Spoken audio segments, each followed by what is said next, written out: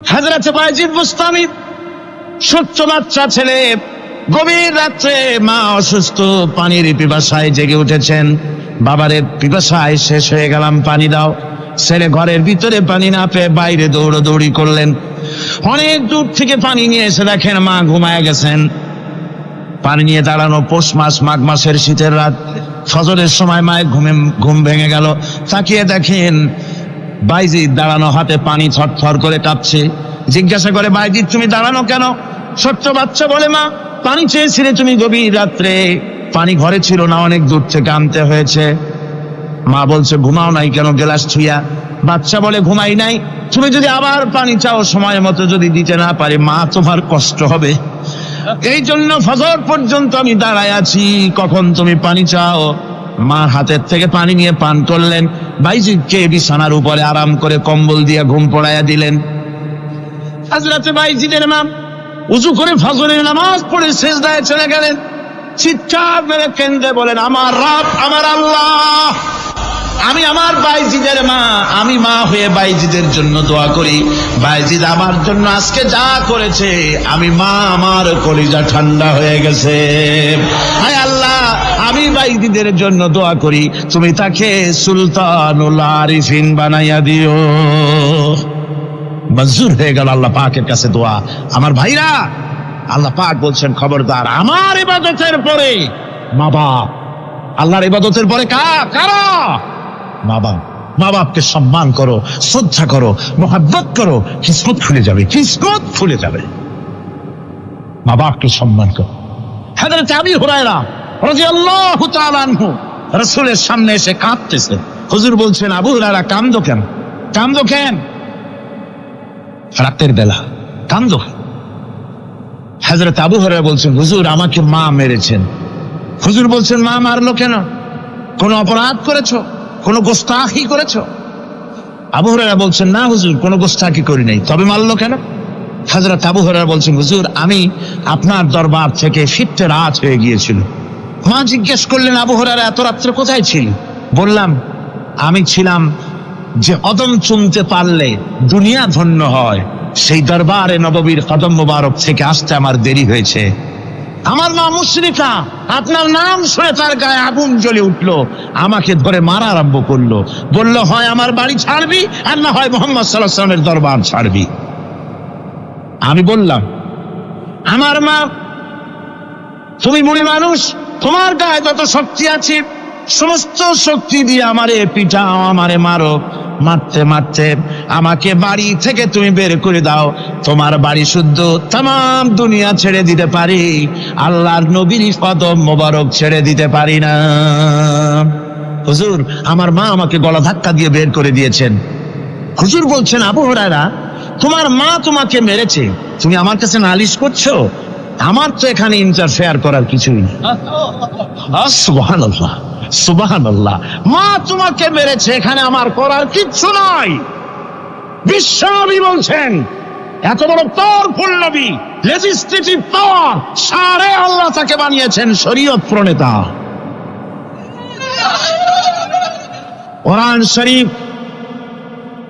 কোরআন শরীফে শুধু হালাল ও হারামের, হালাল এবং হারামের, বৈধ এবং অবৈধের সীমারেখা শুধু কোরআনই ঠিক করেন, রাসূলের জন্য আল্লাহ ছেড়ে দিয়েছেন। আল্লাহ রাসূলও হারাম, হালাল এবং হারামের বৈধতা অবৈধতার সীমারেখা নির্ধারণ করেছেন। এত বড় ক্ষমতা তা, এত বড় পাওয়ারফুল বিশ্বনবী, তিনি বলছেন মা মেরেছে, আমার করার কিছু নাই। চিন্তা করেন কত বড় কথা, এ কথার লোড কত। হযরত আবু হুরায়রা বলেন, ইয়া রাসূলুল্লাহ, মা আমাকে মেরেছেন, আমি আল্লাহর নবীর কাছে মায়ের বিরুদ্ধে নালিশ করতে আসি নাই। বললেন, কেন এসেছো? হযরত আবু হুরায়রা বলেন, হুজুর এসেছি একটা কারণে, আমি জানি আল্লাহর নবী যদি আল্লাহর দরবারে হাত উঠায়া কোনো জিনিস বলে, আল্লাহ রাব্বুল আলামিন সঙ্গে সঙ্গে মঞ্জুর করে নেন। হুজুর আমি এসেছি, মেহেরবানি করে দোয়া করুন আমার মাকে যেন আল্লাহ হেদায়েত নসিব করে দেন। আল্লাহর নবী হাত উঁচু করে বললেন, আল্লাহুম্মা হিদি উম্মা আবি হুরায়রা, আয় আল্লাহ আমি দোয়া করি আবু হুরায়রার মাকে তুমি হেদায়েত নসিব করে দাও। রাসূলুল্লাহ দোয়া করছেন আর আবু হুরায়রা সমানে দৌড়াচ্ছেন। তিনি দৌড়াচ্ছেন, পিছন থেকে কয়েকজনে আবু হুরায়রার জামা টেনে পড়েছে। দৌড়, তাদের জানা আবু হুরায়রা খুব ভদ্রলোক মানুষ, কোন ঝড় ঝামেলার মধ্যে থাকে না, রাগসাট করে না, চিৎকার মারে না, দৌড় মারে না, এত ভদ্র শরীর, দৌড়ায় কি না জানি কোন বিপদ বুঝি ঘটে গেছে। পিছন থেকে জামা টেনে ধরে বলে দৌড়াও কেন? হযরত আবু হুরায়রা জামা সাহাবীর হাত থেকে ছিনায় নিয়ে বলেন, জামা ছেড়ে দাও, আমাকে দৌড়াতে দাও, আমি দৌড়াইয়া বাড়িতে দেখতে চাই, আমি দৌড়াই আগে আমার বাড়ি পৌঁছতে পারলাম না, আমি যাওয়ার আগে আমার আল্লাহর নবীর দোয়া আমার বাড়ি পৌঁছে গেছে, আমি এইটা দেখতে চাই। হযরত আবু হুরায়রা বাড়িতে গিয়ে দরজা নক করলেন, ভেতর থেকে আওয়াজ এলো কে? হযরত আবু হুরায়রা বলেন, মা আমি তোমার আবু হুরায়রা ফিরে এসেছি। মা বলছেন, বাবা অপেক্ষা করো, দরজা খুলতেছি। হযরত আবু হুরায়রা বলেন, মায়ের গলার আওয়াজের ভিতরে শিরকিয়াতের কর্কশতা পেলাম না, মায়ের গলার আওয়াজের ভিতরে তাওহীদের গন্ধ পেলাম। আমার মনে হলো নবীজির নিক্ষিপ্ত তীর তার নিশানায় পৌঁছে গেছে। কিছুক্ষণ পর মা আমার বেরিয়ে এলেন, মাথা থেকে চুলের থেকে বুড়ি মানুষ, সাদা চুলের ভিতর থেকে পানি পড়তেছে। মা বলল, বাবারে তোমারে মারার পর আমি বড় অনুতপ্ত হয়েছি, অনুশোচনা করেছি, আমি গোসল করেছি, মনে মনে ভাবলাম আমার ছেলে তো কোনো খারাপ জায়গায় যায় নাই, কেন তারে মারলাম, আমি বড় লজ্জায় পড়েছি তোমারে মেরে। ও আমার আবু হুরায়রা, আমি গোসল করেছি, পবিত্র হয়ে গেছি, জলদি করে আমাকে নিয়ে চলো বিশ্ব নবী জনাবে মুহাম্মদুর রাসূলুল্লাহর দরবারে। হযরত আবু হুরায়রা মা ঘোষণা করলেন, আশহাদু আল্লা ইলাহা ইল্লাল্লাহু ওয়াহদাহু লা শারীকা লাহু ওয়া আশহাদু আন্না মুহাম্মাদান আবদুহু ওয়া রাসূলুহু। আমার ভাইরা, মা বাপ সবচেয়ে সম্মানের জিনিস। আল্লাহর ইবাদতের পরই মা বাপের খেদমত করতে হবে। আল্লাহ পাক বলছেন, বান্দারে দেখ, মায়ের পেট থেকে আনলাম, মায়ের বুকের মধ্যে মহব্বত পয়দা করলাম, এত মহব্বত দিলাম তোর উপরে, যে কোনো বিদেশে যান, যেখানে যান, বাড়িতে ফিরলে পরে সকলে ছেলে মেয়ে ভাই বোন সবাই দেখবে সুটকেসে আমার জন্য আনছে কি, সবাই চিন্তা করবে আমার জন্য কি এনেছে। একমাত্র মা সন্তানের মুখের দিকে তাকাবে কখন খাইছে সে। সুবহানাল্লাহ, সুবহানাল্লাহ, আমার বাসার মুখখানে শুকনা, তুই বুঝি আজকে কিছু খাইস নাই। বিদেশে যেসব সন্তান থাকে, মা টাটা কবুতরের মতো ছটফট করে। আমার ছোটবেলার কথা আমি দেখেছি, শশীরা মাদ্রাসায় পড়তাম, আব্বা টাকা দিতেন মাদ্রাসায় যাওয়ার সময়, আবার মা আবার মুরগির ডিম বিক্রি করা, বিভিন্ন জিনিস বিক্রি করা বা বাজার করা পয়সা, উদ্বৃত্ত কিছু পয়সা আব্বার অজান্তে আমার হাতের মুঠার মধ্যে দিয়ে দিতেন। যখন মাদ্রাসার দিকে রওনা হয়েছি, পর্দার আড়াল থেকে দরজা থেকে দেখতাম, যতক্ষণ তাকায় দেখতেছি চোখ থেকে পানি দল করে পড়তেছে। সুবহানাল্লাহ, মা কি জিনিস! আল্লাহ আল্লাহ আল্লাহ। বিদেশে যদি কারো সন্তান মারা যায়, সবাই জানার আগে কবি বলতেছেন, বিদেশে বিরাজ্যে যার পুত্র মারা যায়, পশু পক্ষী না জানিতে আগে জানে মা। মায়ের কই যার তারে টান লেগে যায়, মা বুঝতে পারে আমার সন্তানটা নাই। আহারে মা! আমার বন্ধুগণ, মা যার বেঁচে আছে, বেয়াদবি করেছেন, পাও ধরে মাপ নিয়ে নেবেন, পাও ধরে মাপ নিয়ে নেবেন। মা তো পা ধরে দেখবেন, মাফ করে দিবে। সুবহানাল্লাহ, সুবহানাল্লাহ, কত দরদ তার বুকের মধ্যে। আর মা বাপকে সম্মান করবে। যাক, এই বিষয়ের উপরে আমি আর যেতে চাই না। সত্যি আপনাদের বললাম, এই বিশাল জনতাকে বললাম, সবচাইতে বড় পীর আপনার জন্য আপনার মা বাপ। সবচেয়ে বড় পীর কে? মা বাপ। সন্তুষ্ট করেন, রুজিতে অভাব ঘটবে না, কোন মাজারে গিয়ে সেজদা দেওয়া লাগবে না, আল্লাহর কসম, মাজারে যাই চাওয়া লাগবে না।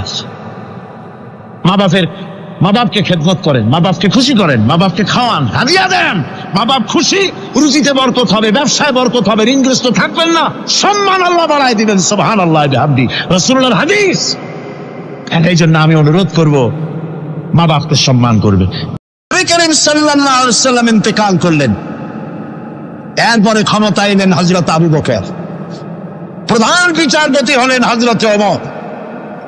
ইতিহাস লিখছে ফামাকাতা আমান কামিলান ফালাম ইয়াখতাসিম ইলাইহি ইসনান। 1 বছর পার হয়ে গেল, হযরত ওমরের বিচারালয়ে একটা লোক বিচার চাইতে আসে নাই। আছে পৃথিবীতে কোন ইতিহাস এরকম যে 1 বছরে প্রচুর মামলা হয় না? বলেন আপনারা, আছে? হযরত ওমর রাদিয়াল্লাহু তাআলা আনহু হযরত আবু বকরের কাছে গিয়ে বললেন, মা হাজাতা বি ইনদা কওমিন মুমিনিনা ইয়া খলিফাত রাসূলিল্লাহ, হে আল্লাহর রাসূলের খলিফা, এই দেশে একটা বিচারকের দরকার কি? তিনি জিজ্ঞেস করলেন, লিমাযা? কই যে আমি তো 1 বছর থাকলাম, খালি বসে বসে কাঠখড়ি গুনলাম, কেউ বিচার চাইতে আসলো না। হযরত আবু বকর জিজ্ঞেস করলেন, তোমার কাছে যে কেউ বিচার চাইতে আসলো না, তার কারণ কি? তিনি বললেন, দীনুহুমুন নাসিহা, এই জাতির দিন হচ্ছে নসিহা করা, পরস্পরের কল্যাণ কামনা করা। ওয়া মানহাজুহুমুল কুরআন, আর তাদের সংবিধান হচ্ছে কোরআন। ওয়া আমালুহুম আল আমরু বিল মারুফ ওয়ান নাহয়ু আনিল মুনকার, আর এই জাতির আমল হলো ভালো কাজের আদেশ করা, অন্যায় কাজ থেকে মানুষকে বিরত রাখা। কুল্লু ওয়াহিদিন মিনহুম ইয়ারিফু হাদ্দাহু ফায়াকিফু ইনদাহু, আর এর প্রত্যেকটি ব্যক্তি তার সীমারেখা চেনে, আল্লাহর হদ সীমারেখা চেনে এবং সেই সীমারেখার কাছেই সে দাঁড়িয়ে যায়। সুতরাং এই যখন এই জাতির অবস্থা, ফাফিমা হুম ইয়াখতাসিমুনা ইলাইয়া ইয়া খলিফাত রাসূলিল্লাহ সাল্লাল্লাহু আলাইহি ওয়াসাল্লাম, এই যখন জাতির অবস্থা, সেই জাতি মামলা করতে আসবে কেন? সুবহানাল্লাহ। মামলা নাই, মোকদ্দমা নাই, এমন একটি সমাজ নবী করিম সাল্লাল্লাহু আলাইহি ওয়াসাল্লাম তৈরি করেছেন। এবং এই সমাজে মানুষকে উপার্জনের জন্য তাগিদ দেওয়া হতো, চুপ করে বসে থাকতে পারবে না, কাজ করে খাও। কি করে খাও? বলেন, কি করে খাও? কাজ করে খাও।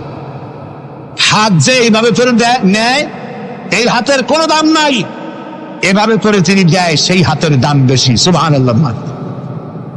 আল্লাহ রাব্বুল আলামিন বলেন, ফাইদা কুদিয়াতিস সালাতু ফান্তাশিরু ফিল আরদি ওয়াবতাগু মিন ফাদলিল্লাহ, নামাজ যখন পড়া হয়ে গেল, ছড়িয়ে পড়ো আমার ময়দানে, ক্ষেত খামারে, অফিসে, আদালতে, রুজি কামাই করো, বসে থেকো না। রাসূলুল্লাহ বলেছেন, ইদা সাল্লাইতুমুল ফাজরা ফালা তানুমু আন তালবে আরযাতুকুম, ফজরের নামাজ যখন পড়া হয়ে বসে থেকো না, ফালা তানুমু, ঘুমায়ো না, আন তালবে আরযাকুকুম, রুজি কামাবার জন্য মাঠে ময়দানে নেমে যাও। হযরত ওমর রাদিয়াল্লাহু তাআলা আনহু মসজিদে নববীতে ফজরের নামাজ পড়ে দেখলেন এক গ্রুপ লোক সেখানে বসা। জোহরের সময় দেখলেন সেই লোকগুলি বসা, আসরও দেখলেন, মাগরিবেও দেখলেন, এশাও দেখলেন। প্রশ্ন করলেন, তোমরা যে এখানে বসা, তোমরা কারা? গতকাল ফজর থেকে আজকে এশা পর্যন্ত দেখতেছি, তোমরা কারা? তারা বললো যে আমরা এখানে আল্লাহর জিকির আজগার করি, দূর থেকে আসছি। খাও কি?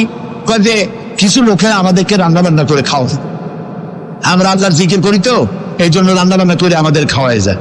হযরত তোমার বলছেন, তোমাদের মতো অলসগুলোরে যে খাওয়ায়, তোমাদের থেকে ওই লোকগুলির মর্যাদা আল্লাহর কাছে অনেক বেশি। তবে মনে রাখো, আগামীকাল ফজরের পরে যদি এই জায়গায় তোমাদেরকে বসে থাকতে দেখি, ব্যাট মেরে মসজিদের নববী থেকে বের করুন। কাজ করো। ইসলাম কাজের প্রতি উৎসাহিত করেছে এবং ধনাঢ্য লোককে দায়িত্ব দিয়েছে, অফি আমওয়ালিহিম হাক্কুল লিসাইল ওয়াল মাহরুম, ধনীদের উচিত গরিবদের অধিকার আদায় করে দেওয়া। তাই লা ইয়াকুনা দুলাতাম বাইনাল আগনিয়াই মিনকুম, যাতে করে তোমাদের সম্পদগুলি গুটিগত খরচের ভিতরে যেন পঞ্জীবিত হয়ে না থাকে। নবী করিম সাল্লাল্লাহু আলাইহি ওয়াসাল্লাম তার রাষ্ট্র ব্যবস্থার মধ্যে একটি ব্যাংক তৈরি করেছিলেন। ব্যাংকের নাম ছিল বাইতুল মাল। বরুণ ব্যাংকের নাম কি ছিল? বাইতুল মাল। এই বাইতুল মাল ইনগ্রাল সেশন, ওপেনিং সেশন, এই বাইতুল মাল ব্যাংকে রাসূলুল্লাহ উদ্বোধন করলেন। উদ্বোধন করার সময় তিনি বললেন, মান তারাকা দায়নান আও দিয়ান ফালাইয়া, আমার রাষ্ট্রের ভেতরে কোন মানুষ যদি ঋণগ্রস্ত হয়ে মারা যায় আর তার ঋণ পরিশোধের কোন সুযোগ যদি না থাকে তার ছেলে মেয়ের কাছে, তার বউয়ের কাছে, তাহলে তার অসহায় সমস্ত ইতিম বাচ্চা পরিবারের লোকগুলি আর ঋণ পরিশোধের দায়িত্ব আমি মুহাম্মদ সাল্লাল্লাহু আলাইহি সাল্লাম আমার কাঁধে উঠাইয়া নিলাম। এটি ছিল সোশ্যাল ওয়েলফেয়ার স্টেট, একটি কল্যাণ রাষ্ট্র। এই পৃথিবীতে কল্যাণ রাষ্ট্রের কনসেপশন সর্বপ্রথম যিনি দিয়েছেন আধুনিক রাষ্ট্র প্রতিষ্ঠান রূপকার বিশ্বনবী মুহাম্মদ রাসূলুল্লাহ সাল্লাল্লাহু আলাইহি ওয়াসাল্লাম। তাই রাষ্ট্র ছিল সুখী, সমৃদ্ধ, চুরি নাই, ডাকাতি নাই, মাস্তানি নাই, সাদাবাজি নাই। এই দৃশ্য যখন কাফেরেরা দেখলো, তখন কাফেরেরা মনে করলো যে আমরা তো খামোখাই রাসূলের সাথে বিরোধিতা করেছি, উনি তো আমাদের শত্রু না। তখন অবস্থাটা কি হলো? আল্লাহ রাব্বুল আলামিন এই পরিস্থিতিতে সূরা নাসর নাজিল করলেন। মদিনার শেষ জীবনের ইযা জাআ নাসরুল্লাহি ওয়াল ফাতহু, জানেন না এই সূরাটা? পড়েন। ইযা জাআ নাসরুল্লাহি ওয়াল ফাতহু ورأيت الناس يدخلون في دين الله أفواجا فسبح بحمد ربك واستغفر إنه كان توابا ইদা জা নাসরুল্লাহিল ফাতহু, আল্লাহর পক্ষ থেকে যখন মদদ আসবে, বিজয় আসবে, তখন দেখতে পাবে দলে দলে লোক ইসলামে প্রবেশ করতেছে। সুবহানাল্লাহ।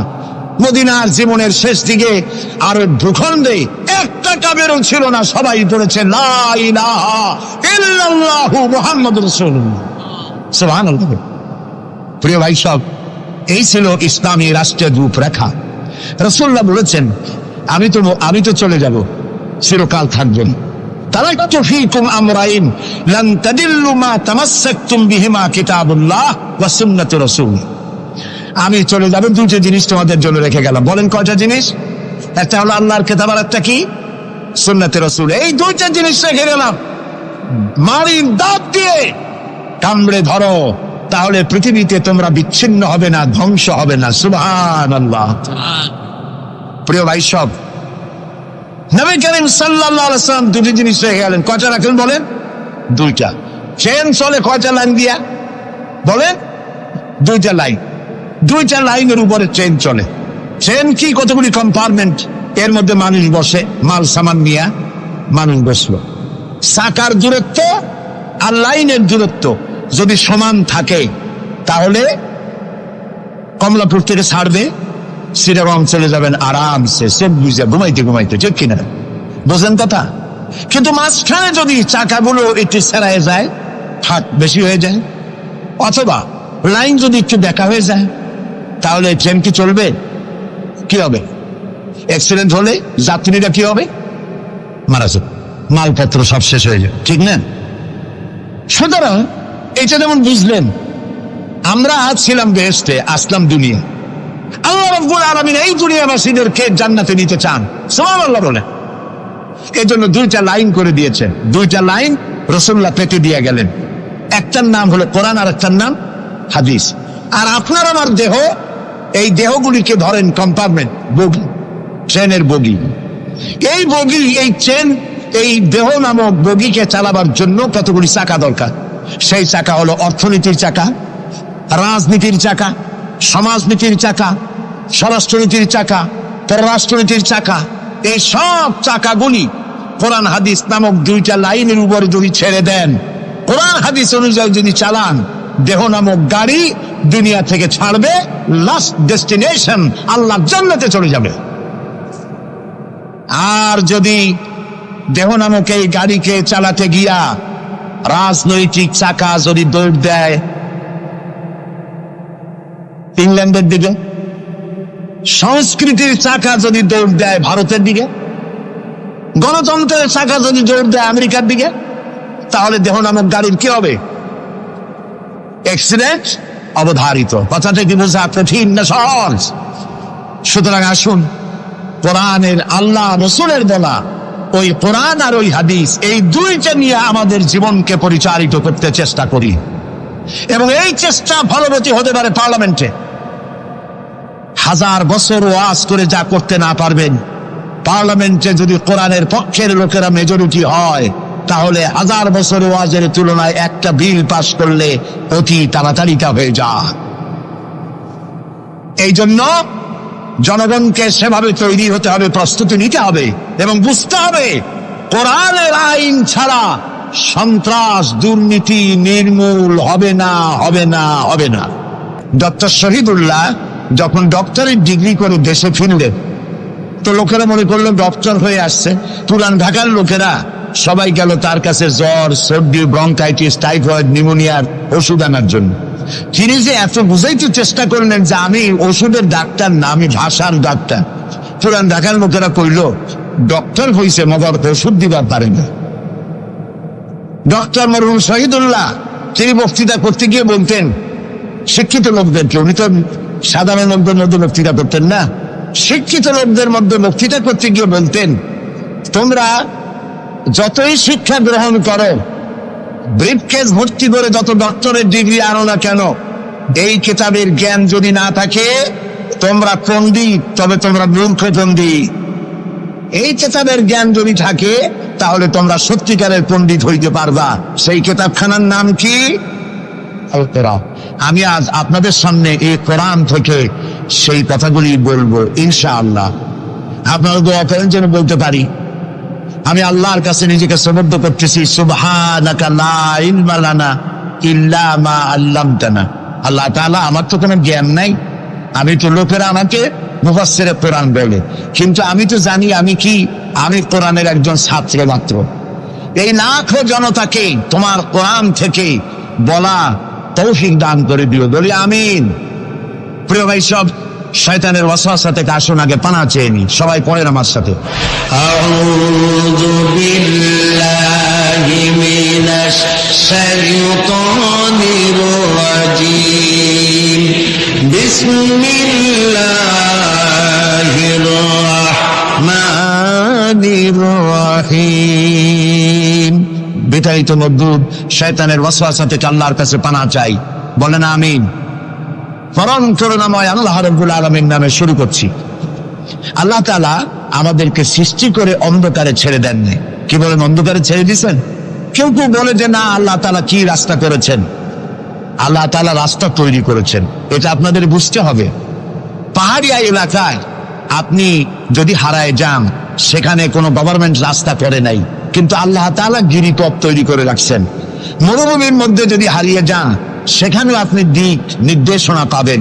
সমুদ্রের ভিতরে যদি আপনি হারিয়ে যান, কোন নাবিক যদি হারায়, দিনের বেলায় সেটা কম্পাস দিয়ে চললো, রাতের বেলায় তার চলার জন্য আকাশে আল্লাহ তারকা খচিত করে রেখেছেন, যাতে নাবিকরা হারিয়ে না যায়। যে আল্লাহ রাব্বুল আলামিন পাহাড়ি এলাকার ভিতরে মানুষ যেন হারিয়ে না যায়, এজন্য পাহাড়ের ভিতরে গিরিপথ তৈরি করলেন। মরুভূমির ভিতরে চলার জন্য দিকের নির্দেশনা দিলেন। সমুদ্রের ভিতরে নাবিক যাতে না হারায়, আকাশে তারকা আল্লাহ তাআলা খচিত করে রাখলেন। সেই আল্লাহ রাব্বুল আলামিন পৃথিবীতে মানুষ চলাফেরা করবে, মানুষ জন্মগ্রহণ করে মৃত্যু পর্যন্ত চলার জন্য তার অর্থনীতি প্রয়োজন, রাজনীতি প্রয়োজন, সমাজনীতি প্রয়োজন, তার শিক্ষানীতি প্রয়োজন। জীবনের এই নীতিমালার বাঁকে বাঁকে মোড়ে মোড়ে সে হারায় যাবে। আল্লাহ তাআলা এমনকি তার বান্দার প্রতি আচরণ করতে পারেন না। সেজন্য রব্বুল আলামিন বান্দা পৃথিবীতে যেন সঠিক পথে চলতে পারে, এজন্য তার জীবনের প্রত্যেকটি মোড়ে মোড়ে বাঁকে বাঁকে আল্লাহ তাআলা কোরআনের আলো, নূরের আলো আল্লাহ জ্বালিয়ে রেখেছেন। আল্লাহ তাআলা বলেন, قد جاءكم من الله نور وكتاب مبين। قد جاءكم من الله نور। ও পৃথিবীর মানুষেরা শোনো, অবশ্যই আমি আল্লাহর পক্ষ থেকে তোমাদের জন্য এসেছে আলো, ওয়া কিতাবুম মুবিন, আর দিয়েছি আমি একটা স্পষ্ট কিতাব, সুস্পষ্ট কিতাব। তোমাদের সৃষ্টি করে আমি অন্ধকারে ফালাই দেই নেই, আমি একটা আলো দিছি। সেই আলোটা কি? সূর্যের সেটি কি চন্দ্র? না, সেটি চন্দ্র নয়, সেটি সূর্য নয়, সেই আলোটির নাম হলো মুহাম্মাদুর রাসূলুল্লাহ সাল্লাল্লাহু আলাইহি ওয়াসাল্লাম। জীবনের এমন কোন দিক এবং বিভাগ নাই যেখানে আল্লাহ তাআলা মুহাম্মদ সাল্লাল্লাহু আলাইহি ওয়াসাল্লামকে আদর্শ বানান নাই। সুবহানাল্লাহ। আমি তার কথাই আজকে আপনাদেরকে বলবো ইনশাআল্লাহ। বলি ইনশাআল্লাহ। প্রিয় ভাই সব, এই পৃথিবীতে আল্লাহ রাব্বুল আলামিন সব থেকে দুর্বল করে সৃষ্টি করেছেন মানব গোষ্ঠীকে। মানুষেরা সব থেকে দুর্বল। আপনি বলতে পারেন যে কেমনে আমরা দুর্বল হইলাম, এত মারামারি করি তারপরেও দুর্বল? হ্যাঁ, তারপরেও দুর্বল। যেমন গরু, সে তার আত্মরক্ষার জন্য মাথায় 2টা শিং পাইছে, আমরা কেউ শিং পাইনি, আমরা দ্রুতগতি করতে পারিনি, ঠিক না? কথা কন না কেন?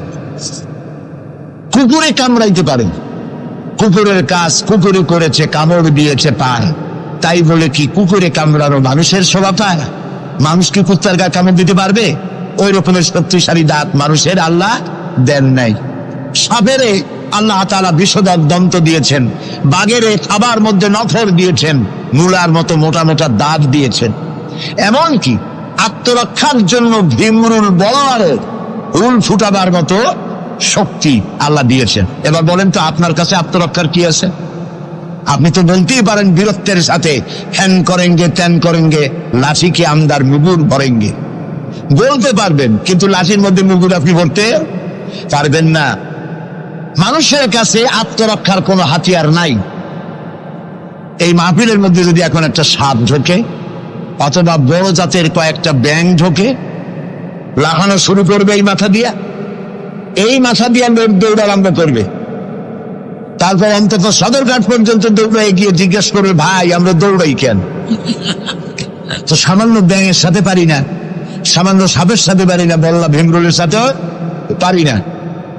আত্মরক্ষামূলক হাতিয়ার আমাদের কাছে দেওয়া হয় নাই। এরপরে এমনকি আমরা চোখে ভালো করে দেখি না, চোখ দিয়েও আমরা দেখতে পাই না। আপনারা বলবেন তাহলে আমরা কি ভেলকি দেখি? না, ভেলকি দেখেননি। আমাদেরকে দেখতে হলে আমরা আলোর সাহায্য দেখি, আলো না হলে আমরা দেখতেও পারি না। অমাবস্যার রাতে মানুষ নিজের শরীরও নিজে দেখতে পারে না। এই যে অবস্থা, এই যে দুর্বলতা, এই দুর্বল মানুষকেই পৃথিবীর সকল সবল প্রাণীর চাইতে আল্লাহ তাআলা শ্রেষ্ঠ করেছেন। শ্রেষ্ঠ কে বলেন? কে? কিসের দিক থেকে শ্রেষ্ঠ? জ্ঞান। জ্ঞান দিয়ে আল্লাহ মানুষকে শ্রেষ্ঠ করেছেন। সুতরাং জ্ঞান দিয়ে আপনি সব চিনবেন, আর আলোর পথ চিনবেন না, তা তো হতে পারে না। এই জন্য আপনি সব যেমন চেনেন, আলোর দিশাও আপনাকে পাইতে হবে। আপনার নেতা Karl Marx, Lenin, Mao Tsetung, Hegel, Darwin, Copernicus, Kepler, এরা আপনার নেতা হতে পারে না। আপনার আমার নেতা হবেন মুহাম্মদুর রাসূলুল্লাহ সাল্লাল্লাহু আলাইহি ওয়াসাল্লাম। আচ্ছা, ওনারা নেতা হবেন না কেন? সেটাও একটু ব্যাখ্যার দাবি রাখে। ওনারাও কিন্তু কষ্ট করেছেন। মার্কস, হেগেল, মাও সেতুং, এরা কষ্ট করেছেন, জেল খেটেছেন, বই লিখেছেন, মানবতার কল্যাণে এগুলি করেছেন।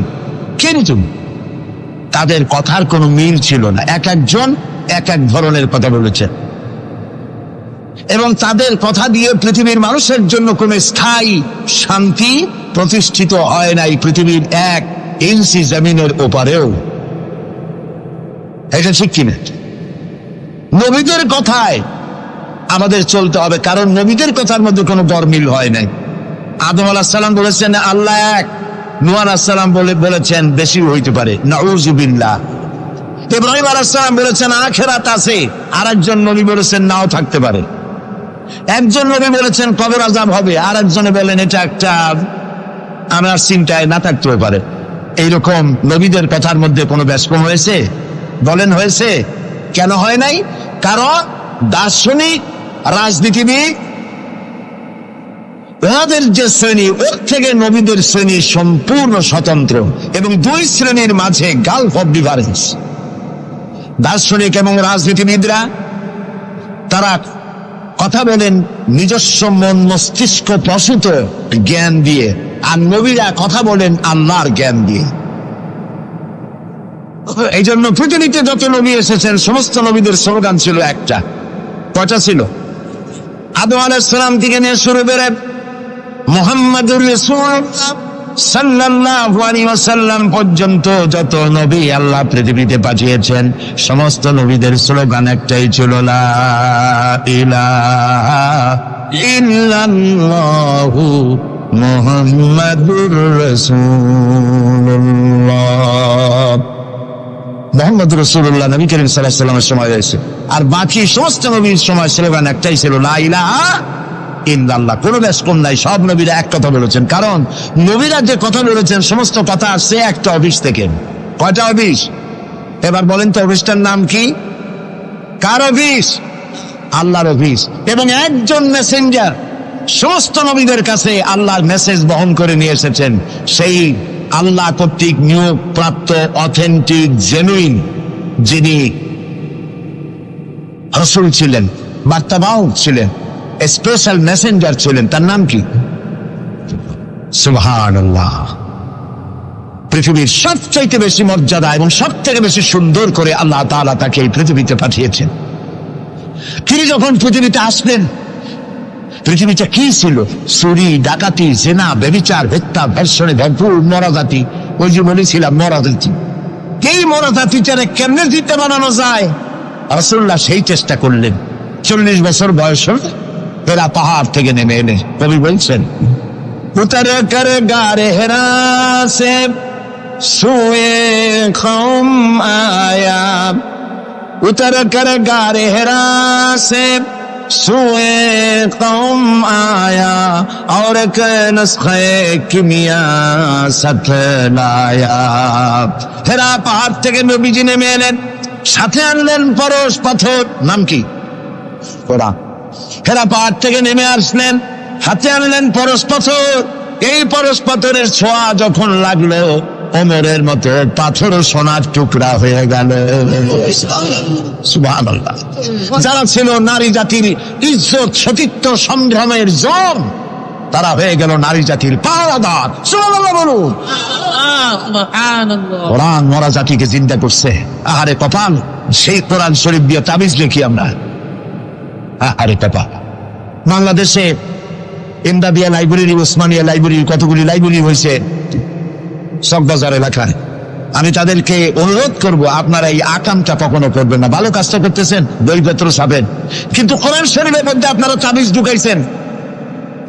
তাদের লেখা, তাদের ছাপানো কোরআন শরীফের মধ্যে দেখা যায় সূরা ইউসুফের নকশা, সূরা মরিয়মের নকশা, সূরা মায়েদার নকশা, ইয়াসিনের নকশা, এবং লেখা আছে এই নকশা ব্যবহার করলে বাঁকা ভালো হবে, ওই নকশা ব্যবহার করলে বিয়ে হবে তাড়াতাড়ি, এই নকশা ব্যবহার করলে তাড়াতাড়ি বাচ্চা হবে। কোথায় পেয়েছি? কোরআন শরীফ তাবিজের জন্য নাজিল হয় নয়, বিশ্বাস করুন মুসলমান।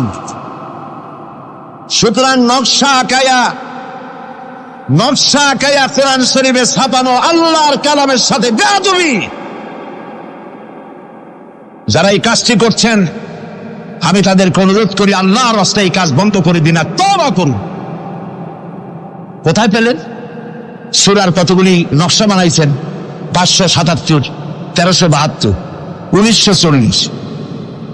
এটি কেমনে হইল? সূরা ফাতিহা। বিসমিল্লাহরে বানাইছে 786। এটা তো আপনারা সকলেই জানেন, ঠিক না? বিসমিল্লাহ উর্দু লেখে কেনা 786, কপালে যা আছে হোক। প্রিয় ভাই সব, 10 লক্ষ বার যদি 786 লেখেন, একবার বিসমিল্লাহ সমান হবে না। বিসমিল্লাহর মধ্যে 19টা অক্ষর আছে। কয়টা? আর আল্লাহ রাসূল কি বলেছেন? আল্লাহর নবী বলেছেন, কোরআনে কারীমের প্রত্যেকটি অক্ষরে যখন পড়বে বান্দা 10টা করে নেকি হবে। বিসমিল্লাহির রহমানির রহিম পড়েন আমার সাথে, বিসমিল্লাহির রহমানির রহিম। রাসূলুল্লাহর ওয়াদা অনুযায়ী আমার সাথে যখনই পড়লেন বিসমিল্লাহির রহমানির রহিম, একটা অক্ষরে 10, 19টায় 190টি নেকি আমাদের আমলনামায় লেখা হয়ে গেছে।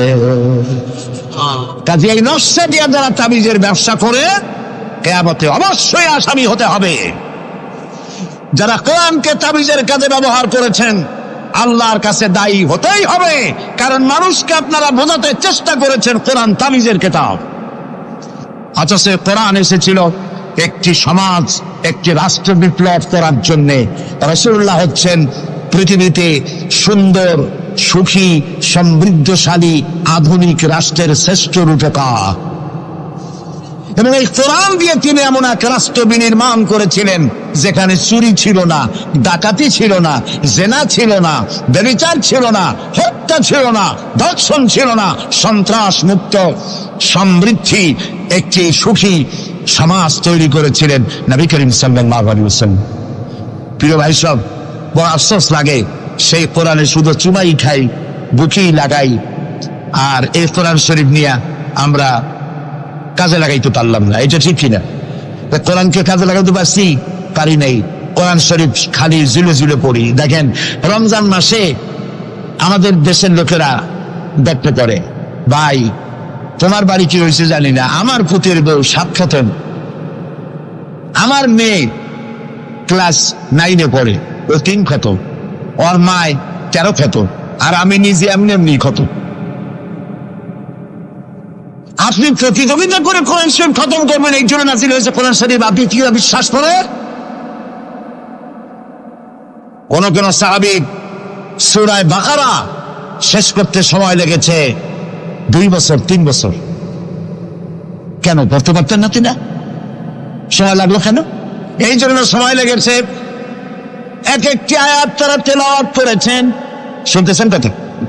এক একটি আয়াত তেলাওয়াত করেছেন, অর্থ বুঝেছেন, ব্যাখ্যা বুঝেছেন, জীবনের উপরে আমল করেছেন, এরপর আরেকটা আয়াত পড়েছেন, বুঝেছেন, আমল করেছেন, তারপরে আরেকটা পড়েছেন। এইরকম করে করে কোরআন তেলাওয়াত করে জীবনের উপরে আমল করার পর সাহাবীরা যখন রাস্তা দিয়ে হাঁটতেন, মানুষেরা দেখতো যেন কোরআন হেঁটে যাচ্ছে। আরে আজ পৃথিবীতে আমরা মায়ের খাবো না কেন? আমি তো বলি বুশের মতো আরো 2-4টা বুশ আসা দরকার। মাইল আমাদের খাওয়াই দরকার। দুনিয়ার সব জাতি চেনা যায়, মুসলমান চেনা যায় না। প্রিয় ভাই সব, নবী করিম সাল্লাল্লাহু আলাইহি ওয়াসাল্লাম এই পরস্পর নিয়ে আসলেন। ওমর আসতেন রাসূলকে হত্যা করতে। চিন্তা করেন, নবী হত্যা করতে আসে, কত বড় জাহেল সেই ওমর। আর ওমর ছিলেন কি হইলেন বলেন? কি সোনা ডায়মন্ড হয়ে গেলেন। আল্লাহু আকবার বলেন। আমার রাসূল বললেন, আমার পরে লা নাবিয়্যা বাদি ওয়ালা রাসূলা, আমার পরে নবীও হবে না, রাসূলও হবে না। কিন্তু আমার পরে যদি আল্লাহ কাউকে নবী বানাতেন, ওমর অবশ্যই নবী হয়ে যেতেন। আল্লাহু আকবার। প্রিয় ভাই সব, ওমর রে জাহালাত থেকে কয়লার খনি ছিল ওমর, সেইখান থেকে ডায়মন্ড বানাই দিল আল্লাহ তাআলা। কি দিয়ে বানাইলেন? কোরআন। আমরা কিন্তু এর কাছেও যাইতে পারলাম না, খালি সুমা দিলাম আর তাবিজ বানাই গলায় ঝুলাইলাম। এই কোরআন শরীফ আমরা একটা কাপড় দিয়ে পেঁচাই রাখি। আমাদের ঘরে কাপড় দিয়ে কোরআন অনেকের বাড়িতে পেঁচানো আছে, আছে না? এই কাপড়টা যদি মাটিতে পড়ে যায়, যদি তাও লাগে, তাহলে আমরা আটকে উঠি, ঠিক না? কাপড়টা উঠাই কি করি? সুমা দিই। একটা কাপড় আটকে কিছু না। এখানে তো টেবিলেও কাপড় আছে, আমার পায়ের তলেও কাপড় আছে, আমার পরনেও কাপড় আছে, ঠিক না? আপনাদের আছে না? তো এগুলো পাও লাগবে তো আমি আটকে উঠি না। কোরআন শরীফের সাথে যে কাপড়টা ছিল ওটা পড়ে গেলে পাও লাগলে আটকে উঠি, এবং অপরাধ বোধের সৃষ্টি হয়, ঠিক কিনা? কেন হয়? কারণ এই কাপড়টা কোরআনের সাথে কিছুদিন জড়ানো ছিল।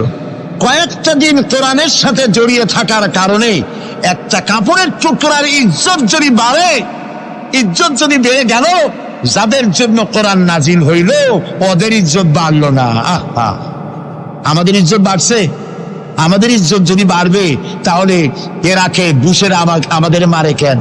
আমাদের ইজ্জত যদি বাড়ে, তাহলে শ্যারন প্যালেস্টাইনে আমাদের মারে কেন?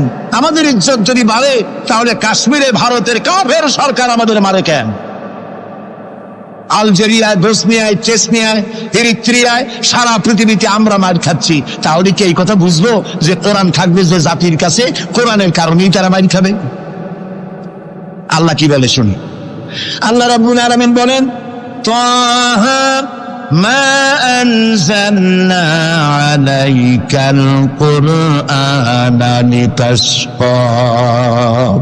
ও নবী, কোরআন আমি এই জন্য নাজিল করি নাই যে কোরআন আপনাকে ভাগ্য বিপর্যস্ত করে দেবে, হতভাগ্য বানাই দেবে। কোরআন এই জন্য নাজিল করি নাই। কোরআন নাজিল করেছে এই জন্য কোরআনের ধারক বাহক যারা হবে তারা শাসিত হবে না, গোটা বিশ্বকে তারা শাসন করবে। এজন্য এসেছিল কোরআন, কারণ কোরআন দিয়ে শাসন করলেই মানুষেরা নিরাপত্তা পাবে। নারীর অধিকার কে দিল? এই কোরআন দিয়েছে। শ্রমিকের অধিকার কে দিল? এই কোরআন দিয়েছে। কৃষক মজুর সাদা এবং কালো মানুষের ব্যবধান কে দূর করলো? এই কোরআন করেছে। সুবহানাল্লাহ। এই কোরআনের মধ্যে কি কি আছে? এর মধ্যে রাজনীতি আছে, অর্থনীতি আছে, সমাজনীতি আছে, দর্শন আছে, এর মধ্যে পররাষ্ট্রনীতি আছে, স্বরাষ্ট্রনীতি আছে। বিজ্ঞান আছে বলে এ কোরআন বিজ্ঞানের বই নয়। ইতিহাস আছে বলে এ কোরআন ইতিহাসের বই নয়। রাজনীতি আছে বলে এটা রাজনীতির কিতাব নয়। অর্থনীতি আছে বলে এটা অর্থনীতির কিতাব নয়। তাহলে প্রশ্ন হবে এটা কি? এটা হচ্ছে মানুষের জীবন পরিচালনার জন্য যত নীতি প্রয়োজন, সমস্ত নীতির মূল নীতি যে কিতাবে লেখা হয়েছে সেই কিতাবের নাম আল কোরআন। প্রিয় ভাই সব, নবী করিম সাল্লাল্লাহু আলাইহি ওয়াসাল্লাম কে আল্লাহ তাআলা এজন্য পাঠান নাই যে তিনি আর তার সাহাবীরা মসজিদে বসে বসে আল্লাহ আল্লাহ করবেন আর রাষ্ট্র চালাবে ফেরাউন আর নমরুদেরা, রাষ্ট্র চালাবে আবু জাহেলের গোষ্ঠীরা, ফাসিক ফুজ্জার, নামাজ নাই, রোজা নাই, ঘুষখোর, মদখোর, এরা রাষ্ট্র চালাবে। এই জন্য ইসলাম আসে নাই। ইসলাম এসেছে রাষ্ট্র পরিচালনা করার অধিকার কোরআনে কার? আল্লাহ রাব্বুল আলামিন বলেন, আলা লাহুল খালকু ওয়াল আমর ইনিল হুকমু ইল্লা লিল্লাহ। সৃষ্টি যার, আইন চলবে তার। সৃষ্টি যার, আইন চলবে তার। আলা লাহুল খালকু ওয়াল আমর, সৃষ্টি যার, আইন তারই চলবে। কারণ এই কোরআনের তো কোনো পরিবর্তন নাই। এটি সংবিধান, এটি কনস্টিটিউশন। আমাদের একটা কনস্টিটিউশন আছে, আছে না? কবে তৈরি হয়েছিল? 72-তে। 1972 সালে বাংলাদেশের সংবিধান রচিত হয়েছিল। আজকে 2004। 1972 থেকে 2004 এ পর্যন্ত আমার দেশের কনস্টিটিউশন অ্যামেন্ডমেন্ট, সংযোজন, বিয়োজন, পরিবর্তন, পরিবর্ধন ইত্যাদি হয়েছে নাকি হয়নি? কয়বার হয়েছে? 13 বার হয়ে গেছে। 13 বার হয়েছে আর 14 বার হবে খুব শিগগিরই। তাহলে স্বাধীনতার 32 বছরের ভিতরে যদি সংবিধান 14 বার পরিবর্তন হয়, সংশোধন হয়, এই রেশিও অনুযায়ী 100 বছর যদি যায়, তাহলে কম্বলের লোম বাঁচলে থাকবে কিছু? এটাও একটি সংবিধান। এটার নাম কি? সংবিধান, মানবতার সংবিধান। এটি শুধু মুসলমানদের জন্য নয়। কোন মুসলমান দাবি করতে পারবে না কোরআন একমাত্র আমার কিতাব? না। আল্লাহ তাআলা শুরুতেই বলে দিয়েছেন, হুদাল লিন-নাস, হুদাল লিল-মুত্তাকিন, হুদাল লিন-নাস, হাযা বায়ানুল লিন-নাস। পৃথিবীর সমস্ত মানব গোষ্ঠীর জন্য হেদায়েতের সর্বশেষ কিতাবের নাম কি? কোরআন শরীফ। প্রিয় ভাই সব, 1400 বছর বা 1500 বছর হয়ে গেছে কোরআনের বয়স। পরিবর্তন হয়েছে কয়বার? কয়বার হয়েছে?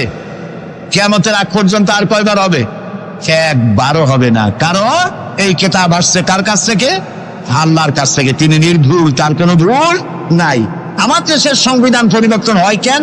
এই জন্য হয়, যারা সংবিধান রচনা করেছিলেন ওনাদের কাছে ভবিষ্যতের জ্ঞান ছিল না। অতীতের অভিজ্ঞতার ভিত্তিতে বর্তমানকে সামনে রেখে সংবিধান রচনা করেছেন। আর যখন নতুন নতুন সমস্যা সামনে আসছে, তখন অতীতের অভিজ্ঞতা শেষ, নতুন অভিজ্ঞতা দিয়ে আবার পরিবর্তন করা লেগেছে, ঠিক কিনা? আল্লাহর কাছে কাল কয়টা? একটা। সেই কালটার নাম কি? মাশাআল্লাহ, আপনাদেরকে 100 দিলাম। এইরকম কথা যারা মনে রাখতে পারে, এই সব শ্রোতাদেরই কথা বলে শুনাইয়া আনন্দ আছে। আল্লাহ যেন আমারও ফায়দা দেয়, আপনাদেরকেও দেন বলি আমি। তাহলে আল্লাহ রাব্বুল আলামিনের কাছে কাল হইল কয়টা? একটা। ওই কালটার নাম কি? বর্তমান। বর্তমানের উপরে ভিত্তি করে আল্লাহ তাআলা কোরআন তৈরি করেছেন, তাই এর কোনো অ্যামেন্ডমেন্টের প্রয়োজন হয় নাই, কিয়ামত পর্যন্ত হবে না। যদি শান্তি চাই, আমাদের দেশে এখন তো, আগেও সন্ত্রাস ছিল, এখনো সন্ত্রাস আছে। সন্ত্রাস নির্মূল আমরা করতে পারবো না যতক্ষণ না এই কোরআনের শাসন প্রতিষ্ঠিত হচ্ছে, ততক্ষণ পর্যন্ত সন্ত্রাস নির্মূল করা যাবে না। এ ব্যাপারে আরো কথা সামনে বলবো, বলেন ইনশাআল্লাহ। প্রিয় ভাই সব, তো আল্লাহ রাব্বুল আলামিন আমাদেরকে একখানা কিতাব দিলেন আর জিজ্ঞেস করলেন, আমাদেরকে বললেন আফাগায়রা দীনিল্লাহি ইয়াবগুন ওয়া লাহু আসলামা মান ফিস সামাওয়াতি ওয়াল আরদি তাওআন ওয়া কারহা। আফাগায়রা দীনিল্লাহি ইয়াবগুন, আল্লাহর দেওয়া জীবন ব্যবস্থাকে ছেড়ে দিয়ে মানুষের তৈরি করা, অন্যের তৈরি করা কোন জীবন বিধান তোমরা তালাশ করো নাকি? আল্লাহ প্রশ্ন করছো। ওয়ালাহু আসলামা মান ফিস সামাওয়াতি ওয়াল আরদ, অথচ আকাশে যা আছে, জমিনে যা আছে, আনুগত্যের মস্তক সবাই অবনত করে দিয়েছে আমি আল্লাহর সামনে। সুবহানাল্লাহ। আর তাই সেখানে শান্তি, যারা আল্লাহর আইন মানে সেখানেই শান্তি। দেখেন, একটু আগে আমি বলেছিলাম শুরুতে, সকল প্রাণীর আত্মরক্ষার হাতিয়ার আছে। আমাদের যদি আত্মরক্ষা করতে হয়, লাঠি, বন্দুক, ছুরি ইত্যাদির আশ্রয় দিতে হয়। আমার শরীরে, আপনার শরীরে আত্মরক্ষামূলক কোন হাতিয়ার বলে নাই। এখন আপনি বলেন, আত্মরক্ষার হাতিয়ার আছে বাঘের। সুন্দরবনে বাঘ আছে নাকি নাই? আপনারা কি এটা শুনেছেন যে গত বছর সুন্দরবনের বাঘেরা কোন একটা বিষয় নিয়ে রাগারাগি করিয়া নিজেরা কামড়াকামড়ি করে 200 বাঘ মারা গেছে? হয়েছে এরকম? কুমিরের এত বড় বড় দাঁত এরকম খিল লেগে যান। এইসব কুমিরেরা তারা জঙ্গলে অথবা নদীর ভিতরে মারামারি করিয়া নিজেরা মারামারি করে 400-500 কুমির মারা গেছে। পাখিরা মারামারি করে মরছে, সাপেরা মারামারি করে মরছে। এরকম হয়েছে কখনো? হয় না। বরং আমি বলতে চাই, এই পৃথিবীতে বাঘে, সাপে, কুমিরে, হাঙ্গরে, সিংহে যত না মানুষ মেরেছে, মানুষেরা নিজেরাই তার থেকে 1,00,000 গুণে বেশি মানুষ মেরেছে। ওদের মধ্যে শান্তি আছে, আমাদের মধ্যে শান্তি নেই।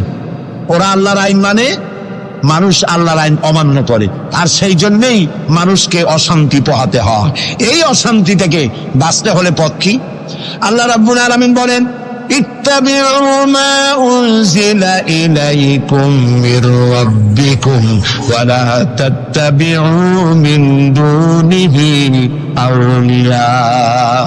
ইত্তাবিউ মা উনজিলা ইলাইকুম মির রাব্বিকুম, আনুগত্য করো, অনুসরণ করো, অনুকরণ করো ওই জিনিসের যা তোমার রবের পক্ষ থেকে নাজিল হয়েছে। কি নাজিল হয়েছে বলেন?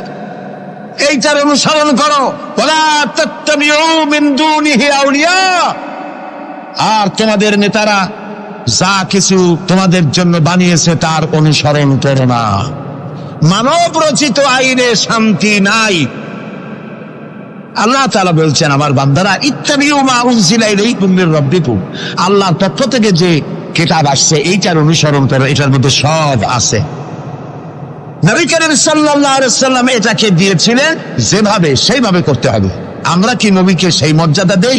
না দেইনি। মুহাম্মদ সাল্লাল্লাহু আলাইহি ওয়াসাল্লামকে মনে করেছি অন্যান্যরা যেমন নেতা, মুহাম্মদ সাল্লাল্লাহু আলাইহি ওয়াসাল্লাম এইরকম একজন ধর্মীয় নেতা। কোরআন শরীফকে মনে করেছি বেদ, বাইবেল যেমন ধর্মগ্রন্থ, কোরআন ওইরকম একটা ধর্মগ্রন্থ। আমি আপনাদেরকে বলতে চাই, এই কোরআন একটি মুকাম্মাল নিজামে হায়াতের নাম। জীবনের সব কথা আল্লাহ তাআলা এখানে বলে দিয়েছেন। এই জন্য গতানুগতিক ভাবে ধর্মীয় পুস্তক নয়। আর মুহাম্মদ সাল্লাল্লাহু আলাইহি ওয়াসাল্লাম গতানুগতিক ভাবে কোন ধর্মীয় নেতা নন। তিনি হচ্ছেন আদর্শ, পৃথিবীর সব মানুষের জন্য আদর্শ নেতা, এক সফল রাষ্ট্রনায়ক, আল্লাহ রাসূল সুবহানাল্লাহ। নবী করিম সাল্লাল্লাহু আলাইহি ওয়াসাল্লাম রাষ্ট্র প্রতিষ্ঠা করেছেন, ইসলামের রাষ্ট্র। তার বুনিয়াদ কি? ওয়াতাসিমু বিহাবিলিল্লাহি জামিআন ওয়া লা তাফাররাকু। ঐক্যবদ্ধভাবে আমার রজ্জুকে, আল্লাহর রশিকে মজবুত করে ধারণ করো। কে বলতেছেন? আল্লাহ। নবী করিম সাল্লাল্লাহু আলাইহি ওয়াসাল্লাম যে রাষ্ট্র পরিচালনা করেছিলেন, সেখানে কোনো জাতি, বর্ণ ও আঞ্চলিকতাকে গুরুত্ব দেওয়া হয় নাই। সেখানে গুরুত্ব দেওয়া হয়েছে হাবলুল্লাহ। হাবলুল্লাহ মানে কি বলেন? আল্লাহর রশি। বলেন আপনারা, হাবলুল্লাহ মানে কি? আল্লাহর রশি। আল্লাহর রশি কি? এটাকে রশি বলা হইল কেন বলবো? সেটাকে রশি বলা হইল কেন? আমরা ছিলাম বেহেশতে। কোথায় ছিলাম? পড়ে গেছি কোথায়? ধরুন এটা একটা কুয়া, দুনিয়াটা কি? কুয়া। বেহেশত থেকে পড়ে গেছি কুয়ার মধ্যে। এখন কুয়ায় পতিত মানুষ উঠাবার জন্য সব থেকে ভালো কি? বাঁশ। কুয়ায় পতিত মানুষ উঠাবার জন্য কোন জিনিস সব থেকে ভালো? রশি। আল্লাহ তাআলা কোরআন নামক একটা রশি ফেলাই দিলেন। পড়ে গেছে দুনিয়ায়, আমি চাই তোরা আবার তোদের হারানো বাড়িতে ফিরে আয়। এখন এটা রশি আল্লাহ ভালাই দিলেন। কুয়ার মানুষ উঠাবার জন্য রশি সব থেকে ভালো, তবে রশির দুইটা শর্ত লাগবে। শর্ত কয়টা? দুইটা। এক নম্বরের শর্ত হলো রশি যেন পচা পাটের দড়ি না হয়, তাহলে পরে নিচে যারা ছিঁড়ে ধরবে, উপরে যে টান দিয়ে উঠাইতে যাবে, ছিঁড়া গিয়া প্রতিটা মানুষের দাঁত ছিল ওগুলো ভাঙিয়ে শেষ হয়ে যাবে। তাহলে দড়ি কি হইতে হবে? মজবুত। দুই নম্বর, যিনি ধরে টান দিবেন তার হাত হতে হবে মজবুত, তা না হলে পরে যত মানুষ ছিঁড়ে ধরবে ওই হাত থেকে যদি দড়ি ফসকে যায়, যাও জান ছিল তাও শেষ। উপরে ধরে আছেন কে? রশির অভাব প্রান্ত। আল্লাহর রশি কি পচা পাটের দড়ি? এর থেকে মজবুত দড়ি আর আছে? এই দড়ির অপার প্রান্তে ধরেছেন কে? গোটা পৃথিবীর সব মানুষ একত্রিত হয়ে এই রশি ধরো। আল্লাহ তাআলা বলেছেন অপার প্রান্ত ধরে হারানো বাড়ি জান্নাতে ফিরাই দেব। নবী করিম সাল্লাল্লাহু আলাইহি ওয়াসাল্লামের এটাই ছিল তার রাষ্ট্র প্রতিষ্ঠার মূলনীতি। কোরআন ধরো, কোরআন বোঝো। এই কোরআন দিয়ে তিনি একটি বিচার ব্যবস্থা চালু করলেন কোরআন দিয়ে। রাসূলুল্লাহ এখন প্রেসিডেন্ট, রাসূলুল্লাহ এখন কি? প্রেসিডেন্ট। দেখেন বিচার কেমনে হচ্ছে। আল্লাহ রাব্বুল আলামিন কোরআনের আয়াত দিয়ে বিচার ব্যবস্থা কন্ট্রোল করে দিলেন। বিচারে কারো পক্ষপাতিত্ব করা যাবে না। ওয়াইযা হাকামতুম বাইনান নাসি আন তাহকুমু বিল আদল। আল্লাহ তাআলা বলেন, তোমরা যখন লোকদের মাঝে বিচার করবে, সুষ্ঠু বিচার করবে, ভালো ফয়সালা করবে, সুবিচার করবে। আর বিজাতীয়দের ব্যাপারে, অমুসলিমদের ব্যাপারে বিচার করতে গিয়ে তাদের উপরে জুলুম করবে না। ওয়ালা ইয়াজরিমান্নাকুম শানাআনু কওমিন আলা আন তা'দিলু। বিচার করতে গিয়ে হিন্দু, খ্রিস্টান, বৌদ্ধ, মুসলমান না, এই চিন্তা করে অমুসলিমদের উপরে বিচার করবে না। বিচার করতে হবে, সে বিচার যদি মুসলমানদের গায়ে লাগে তাও লাগুক, বিচার হতে হবে সুবিচার। প্রিয় ভাই সব, এই বিচারের ভিতরে জেনাকারের শাস্তি আছে। জেনাকারের শাস্তি কি হবে? চোরের শাস্তি কি হবে? আল্লাহ তাআলা বলে দিলেন, আস-সারিকু ওয়াস-সারিকাতু ফাকতাউ আইদিয়াহুমা। চোর পুরুষ হোক আর নারী হোক, উভয়ের হাত কেটে দাও। এই আইনটা কার? বলে আল্লাহ তাআলার আইন। এই আইনকে কিছু কিছু লোক বলে এইটা নাকি বর্বর আইন, বলেন নাউযুবিল্লাহ। আল্লাহর আইনকে যদি কেউ বর্বর আইন বলে তার ঈমান থাকে? আর ঈমান তো নাই, থাকবে কি? আল্লাহ বলছেন হাত কেটে দাও। এখন যারা এটার বিরুদ্ধে তারা বলে কি জানেন? ওদের তো বলা হয় বুদ্ধিজীবী। কি জীবী? বুদ্ধিজীবী। আর বুদ্ধির ঠেলায় যত বুদ্ধিজীবী আছে বাংলাদেশে দেখবেন মাথায় কারো চুল নাই। বুদ্ধির জ্বালায় চুল টুল সব শেষ। চতুর্দিকে কিছু আছে স্টেডিয়ামের মতো, চতুর্দিকে দর্শক মাঝখানে খালি। এরা বলে কি? এরা বলে চোরের হাত কাটা আইন বর্বর আইন। হাত কাটলে ও তো গরিব মানুষ, চুরি করছে, হাতটা কাটলে ওর ছেলে মেয়ে না খাই মরবে, সবাই হবে ভিক্ষু। এটা টাইম হলো? ওই বেটারা জানে না চোরের হাত কাটা আইন রাসূলুল্লাহর মক্কি জিন্দেগিতে নাজিল হয় নাই। এই আইন নাজিল হয়েছে রাসূলুল্লাহ যখন মদিনায় প্রেসিডেন্ট। খাওয়া, পড়া, শিক্ষা, চিকিৎসা, বাসস্থানের গ্যারান্টি দেওয়া হয়ে গেছে। কারো খাবারের অভাব নাই, পড়ার অভাব নাই। এই সময় আয়াত নাজিল হলো। এখন তো যদি চুরি করে তাহলে বোঝা যাবে এটা তার পেশা অথবা নেশা। পেটের জ্বালায় তো চুরি করেনি। কাজে এখন যদি কেউ চুরি করে হাত কেটে দাও। হযরত ওমর রাদিয়াল্লাহু তাআলা আনহু বলেছেন, তার জামানায় একবার দুর্ভিক্ষ হয়েছিল মদিনায়। তিনি বলেছিলেন, এখন যদি কোন চোর ধরা পড়ে এই অবস্থায় যে পেটের জ্বালায় চুরি করছে, এটা যদি প্রমাণিত হয় তাহলে হাত কাটা আইন চালু করবা না। তার মানে ইসলাম আগে দেয় পেটে, তারপরে দেয় পিঠে। এই জন্য ইসলামী সরকার তার কাজই হলো জাতির উপরে, দেশবাসীর উপরে ইনসাফ করা, তাদের প্রয়োজন মিটিয়ে দেওয়া। এটা হচ্ছে তাদের দায়িত্ব। সেই দায়িত্ব করে ইসলাম। এবার দেখেন নরহত্যার শাস্তি। এই যে সমানে খুন হইতেছে বিভিন্ন জায়গায়, শাস্তি হয় না, সেই জন্য খুন বাড়তে থাকে। বিচারের কিছু মাইল পেস আছে, সেই মাইল পেসে চোরগুলা, ডাকাতগুলা, সন্ত্রাসীগুলা পার পাইয়া যায়।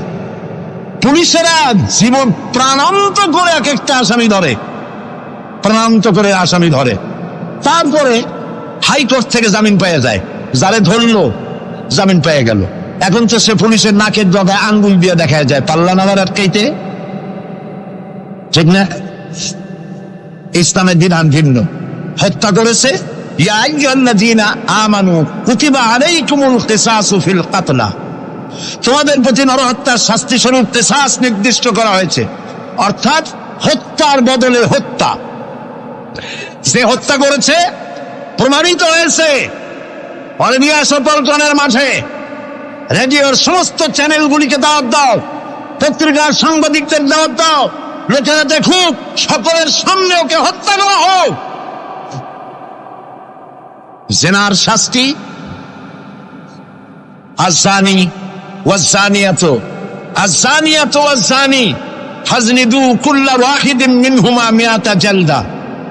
জিনাকার পুরুষ, জিনাকারিনী মহিলা 100 দৌড়া মারো, যদি অবিবাহিতা হয়, আর বিবাহিতা হলে প্রাণদণ্ড দাও।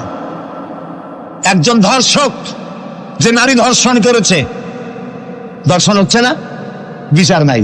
ওই আমলে গত 5 বছরে জাহাঙ্গীরনগর বিশ্ববিদ্যালয় এক কোরআনদার 100 বার জেনা করেছে, 100 বার। তারপরে ককটেল পার্টি করেছে। যখন পত্র পত্রিকায় সমালোচনার ঝড় উঠল, তখন সেই সময়ের নেতৃবৃন্দরা এর একটা বিচার উঠেছিল। সেই বিচার হলো ওই কুলাঙ্গার তাদেরই সোনার ছেলে, তারে ডাইকা মাথায় হাত বুলাইলো, এই দুষ্ট ছেলে, এরকম করতে নাই। এইভাবে বিচার। ইসলামের বিচারটা কি? ইসলামের বিচার হয়েছে ধর্ষক প্রমাণিত হয়েছে, নিয়ে আসো ময়দানে, চতুর্দিকে লোকেরা পাথর নিয়ে দাঁড়াও, পাথর মেরে ওর গায়ের গোস্ত, হাড্ডি, চর্বি, চামড়া, রক্ত বাতাসের সাথে উড়ায় দাও। এই দৃশ্য যারা দেখবে উপস্থিত থেকে, রেডিও এবং টেলিভিশনের মাধ্যমে যারা দেখবে, চিন্তা করেন এরপরে যদি ধর্ষণ এই নামটা যদি মাথায় আসে, 15 জগ পানি খাওয়া লাগবে ধর্ষণে, ঠিক কিনা বলে? এই বিচারটা কার? চিল্লায় বলেন। নবী করিম সাল্লাল্লাহু আলাইহি ওয়াসাল্লাম পৃথিবীর সফল শ্রেষ্ঠ রাষ্ট্রনায়ক, কোরআনের এই বিচার পদ্ধতি দিয়ে একটি সুন্দর সমাজ বিনির্মাণ করেছিলেন, যেখানে চুরি নাই, ডাকাতি নাই, জেনা নাই, হত্যা নাই, ধর্ষণ নাই, সব বন্ধ। প্রিয় ভাই, সব আল্লাহর কথা, রাসূলের কথা, ইতিহাসের কথা বলছি, আলহামদুলিল্লাহ বলে। নবী করিম সাল্লাল্লাহু আলাইহি ওয়াসাল্লাম ইন্তেকাল করলেন, এরপরে ক্ষমতায় এলেন হযরত আবু বকর, প্রধান বিচারপতি হলেন হযরত ওমর। ইতিহাস লিখছে, ফামাকাতা আমান কামিলান ফালাম ইয়াখতাসিম ইলাইহি ইসনান। 1 বছর পার হয়ে গেল, হযরত ওমরের বিচারালয় একটা লোক বিচার চাইতে আসে নাই। আছে পৃথিবীতে কোন ইতিহাস এরকম যে 1 বছরে কোর্টে মামলা হয় না? বলেন আপনারা, আছে?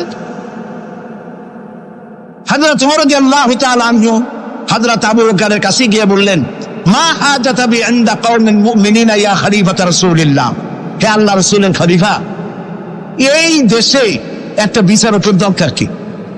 তিনি জিজ্ঞেস করলেন, লিমাযা? কইছে, আমি তো এক বছর থাকলাম, খালি বসে বসে কাঠখড়ি বুনলাম, কেউ বিচার চাইতে আসলো না। হযরত আবু বকর জিজ্ঞেস করলেন, তোমার কাছে যে কেউ বিচার চাইতে আসলো না, তার কারণ কি? তিনি বললেন, দীনুহুমুন নাসিহা, এই জাতির দিন হচ্ছে নসিহা করা, পরস্পরের কল্যাণ কামনা করা। ওয়া মানহাজুহুমুল কুরআন, আর তাদের সংবিধান হচ্ছে কোরআন। ওয়া আমালুহুম আল আমরু বিল মারুফ ওয়ান নাহয়ু আনিল মুনকার, আর এই জাতির আমল হলো ভালো কাজের আদেশ করা, অন্যায় কাজ থেকে মানুষকে বিরত রাখা। কুল্লু ওয়াহিদিন মিনহুম ইয়ারিফু হাদ্দাহু ফায়াকিফু ইনদাহু, আর এর প্রত্যেকটি ব্যক্তি তার সীমারেখা চেনে, আল্লাহর হদ সীমারেখা চেনে, এবং সেই সীমারেখার কাছেই সে দাঁড়িয়ে যায়। সুতরাং এই যখন এই জাতির অবস্থা, ফাফিমা হুম ইয়াখতাসিমুনা ইলাইয়া ইয়া খলিফাত রাসূলিল্লাহ সাল্লাল্লাহু আলাইহি ওয়াসাল্লাম, এই যখন জাতির অবস্থা, সেই জাতি মামলা করতে আসবে কেন? সুবহানাল্লাহ। মামলা নাই, মোকদ্দমা নাই, এমন একটি সমাজ নবী করিম সাল্লাল্লাহু আলাইহি ওয়াসাল্লাম তৈরি করেছেন। এবং এই সমাজে মানুষকে উপার্জনের জন্য তাগিদ দেওয়া হতো, চুপ করে বসে থাকতে পারবে না, কাজ করে খাও। কি করে খাও বলেন? কি করে খাও? কাজ করে খাও। হাত যে এইভাবে করে নেয়, এই হাতের কোনো দাম নাই, এভাবে করে তিনি দেয়, সেই হাতের দাম বেশি। সুবহানাল্লাহ। আল্লাহ রাব্বুল আলামিন বলেন, ফাইদা কুদিয়াতিস সালাতু ফান্তাশিরু ফিল আরদি ওয়াবতাগু মিন ফাদলিল্লাহ। নামাজ যখন পড়া হয়ে গেল, ছড়িয়ে পড়ো আমার ময়দানে, ক্ষেত খামারে, অফিসে, আদালতে, রুজি কামাই করো, বসে থেকো না। রাসূলুল্লাহ বলেছেন, ইদা সাল্লাইতুমুল ফাজরা ফালা তানুমু আন তালবে আরযাতুকুম। ফজরের নামাজ যখন পড়া হয়ে বসে থেকো না, ফালা তানুমু, ঘুমায়ো না, আন তালবে আরযাতুকুম, রুজি কামাবার জন্য মাঠে ময়দানে নেমে যাও। হযরত ওমর রাদিয়াল্লাহু তাআলা আনহু মসজিদে নববীতে ফজরের নামাজ পড়ে দেখলেন এক গ্রুপ লোক সেখানে বসা। জোহরের সময় দেখলেন সেই লোকগুলি বসা, আসরও দেখলেন, মাগরিবেও দেখলেন, এশাও দেখলেন। প্রশ্ন করলেন, তোমরা যে এখানে বসা, তোমরা কারা? গতকাল ফজর থেকে আজকে এশা পর্যন্ত দেখতেছি, তোমরা কারা? তারা বললো যে আমরা এখানে আল্লাহর জিকির আজগার করি, দূর থেকে আসছি। খাও কি? যে কিছু লোকেরা আমাদেরকে রান্না বান্না করে খাও, আমরা আল্লাহর জিকির করি তো এই জন্য রান্না বান্না করে আমাদের খাওয়াই যায়। হাজরা তোমার বলছেন, তোমাদের মতো অলসগুলোরে যে খাওয়ায়, তোমাদের থেকে ওই লোকগুলির মর্যাদা আল্লাহর কাছে অনেক বেশি। তবে মনে রাখো, আগামীকাল ফজরের পরে যদি এই জায়গায় তোমাদেরকে বসে থাকতে দেখি, ব্যাট মেরে মসজিদের নববী থেকে বের করুন। কাজ করো। ইসলাম কাজের প্রতি উৎসাহিত করেছে এবং ধনাঢ্য লোককে দায়িত্ব দিয়েছে, অফি আমওয়ালিহিম হাক্কুল লিসাইল ওয়াল মাহরুম।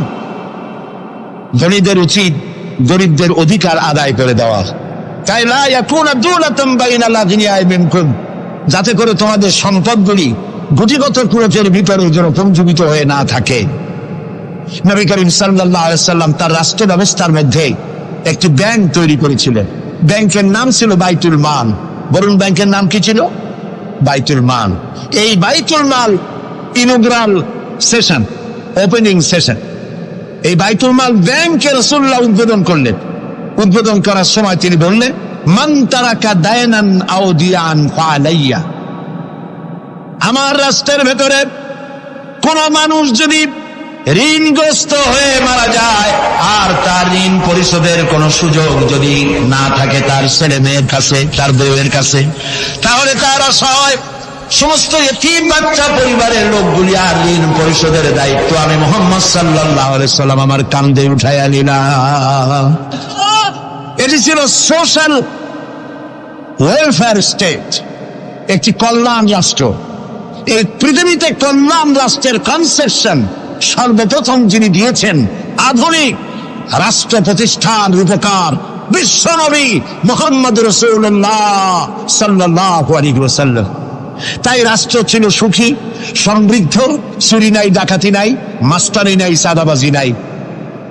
এই দৃশ্য যখন কাফেরেরা দেখলো, তখন কাফেরেরা মনে করলো যে আমরা তো খামোখাই রাসূলের সাথে বিরোধিতা করেছি, উনি তো আমাদের শত্রু না। তখন অবস্থাটা কি হলো? আল্লাহ রাব্বুল আলামিন এই পরিস্থিতিতে সূরা নাসর নাজিল করলেন। মদিনার শেষ জীবনে ইযা জাআ নাসরুল্লাহি ওয়াল ফাতহু, জানেন না এই সূরাটা? পড়েন, ইযা জাআ নাসরুল্লাহি ওয়াল ফাতহু وَرَأَيْتَ النَّاسَ يَدْخُلُونَ فِي دِينِ اللَّهِ أَفْوَاجًا فَسَبِّحْ بِحَمْدِ رَبِّكَ وَاسْتَغْفِرْ إِنَّهُ كَانَ تَوَّابًا। ইযা জাআ নাসরুল্লাহিল ফাতহু, আল্লাহর পক্ষ থেকে যখন মদদ আসবে, বিজয় আসবে, তখন দেখতে পাবে দলে দলে লোক ইসলামে প্রবেশ করতেছে। সুবহানাল্লাহ। মদিনার জীবনের শেষ দিকে আর ভূখণ্ডে একটা কাফেরও ছিল না, সবাই পড়েছে লা ইলাহা ইল্লাল্লাহু মুহাম্মাদুর রাসূলুল্লাহ। সুবহানাল্লাহ। প্রিয় ভাই সব, এই ছিল ইসলামী রাষ্ট্রের রূপরেখা। রাসূলুল্লাহ বলেছেন, আমি তো চলে যাব, চিরকাল থাকবেন। তারাকতু ফীকুম আমরাইন লান তাদিল্লু মা তামাসসাকতুম বিহিমা কিতাবুল্লাহ ওয়া সুন্নাতুর রাসূল। আমি চলে যাব, দুটো জিনিস তোমাদের জন্য রেখে গেলাম। বলেন কয়টা জিনিস? একটা হলো আল্লাহর কিতাব, আর একটা কি? সুন্নাতে রাসূল। এই দুইটা জিনিস রেখে গেলাম। মারির দাঁত দিয়ে কামড়ে ধরো, তাহলে পৃথিবীতে তোমরা বিচ্ছিন্ন হবে না, ধ্বংস হবে না। সুবহানাল্লাহ। প্রিয় ভাই সব, নবী করিম সাল্লাল্লাহু আলাইহি ওয়াসাল্লাম দুটি জিনিস রেখে গেলেন। কয়টা রাখলেন বলেন? দুইটা। চেন চলে কয়টা লাইন দিয়া? বলেন? দুইটা লাইন। দুইটা লাইনের উপরে ট্রেন চলে। ট্রেন কি? কতগুলি কম্পার্টমেন্ট, এর মধ্যে মানুষ বসে, মাল সামান নিয়ে মানুষ বসলো। চাকার দূরত্ব আর লাইনের দূরত্ব যদি সমান থাকে, তাহলে কমলাপুর থেকে ছাড়বে, চিটাগং চলে যাবেন আরামসে, সেফ বুঝে ঘুমাইতে ঘুমাইতে, ঠিক কিনা? বোঝেন কথা? কিন্তু মাঝখানে যদি চাকাগুলো একটু ছেড়ায় যায়, ফাঁক বেশি হয়ে যায়, অথবা লাইন যদি একটু দেখা হয়ে যায়, তাহলে ট্রেন কি চলবে? কি হবে? অ্যাক্সিডেন্ট হলে যাত্রীরা কি হবে? মারা যাবে, মালপত্র সব শেষ হয়ে যাবে, ঠিক না? সুতরাং এটা যেমন বুঝলেন, আমরা ছিলাম বেহেশতে, আসলাম দুনিয়া। আল্লাহ রাব্বুল আলামিন এই দুনিয়াবাসীদেরকে জান্নাতে নিতে চান, সুবহানাল্লাহ বলে। এই জন্য দুইটা লাইন করে দিয়েছেন। দুইটা লাইন রাসূলুল্লাহ পেতে দিয়ে গেলেন। একটার নাম হলো কোরআন, আর একটার নাম হাদিস। আর আপনার আমার দেহ, এই দেহগুলিকে ধরেন কম্পার্টমেন্ট, বগি, ট্রেনের বগি। এই বগি, এই ট্রেন, এই দেহ নামক বগিকে চালাবার জন্য কতগুলি চাকা দরকার। সেই চাকা হলো অর্থনীতির চাকা, রাজনীতির চাকা, সমাজনীতির চাকা, স্বরাষ্ট্রনীতির চাকা, পররাষ্ট্রনীতির চাকা। এই সব চাকাগুলি কোরআন হাদিস নামক দুইটা লাইনের উপর যদি ছেড়ে দেন, কোরআন হাদিস অনুযায়ী যদি চালান, দেহ নামক গাড়ি দুনিয়া থেকে ছাড়বে, লাস্ট ডেস্টিনেশন আল্লাহর জান্নাতে চলে যাবে। আর যদি দেহ নামক এই গাড়িকে চালাতে গিয়া রাজনৈতিক চাকা যদি দৌড় দেয় ইংল্যান্ডের দিকে, সংস্কৃতির চাকা যদি দৌড় দেয় ভারতের দিকে, গণতন্ত্রের চাকা যদি দৌড় দেয় আমেরিকার দিকে, তাহলে দেহ নামক গাড়ির কি হবে? অ্যাক্সিডেন্ট অবধারিত। কথাটা কি বোঝা কঠিন না সহজ? সুতরাং আসুন, কোরআনের, আল্লাহ রাসূলের বলা ওই কোরআন আর ওই হাদিস, এই দুইটা নিয়ে আমাদের জীবনকে পরিচালিত করতে চেষ্টা করি। এবং এই চেষ্টা ফলবতী হতে পারে পার্লামেন্টে। 1000 বছর ওয়াজ করে যা করতে না পারবেন, পার্লামেন্টে যদি কোরআনের পক্ষের লোকেরা মেজরিটি হয়, তাহলে 1000 বছর ওয়াজের তুলনায় একটা বিল পাস করলে অতি তাড়াতাড়ি তা হয়ে যায়। এই জন্য জনগণকে সেভাবে তৈরি হতে হবে, প্রস্তুতি নিতে হবে এবং বুঝতে হবে কোরআনের আইন ছাড়া সন্ত্রাস, দুর্নীতি নির্মূল হবে না, হবে না, হবে না।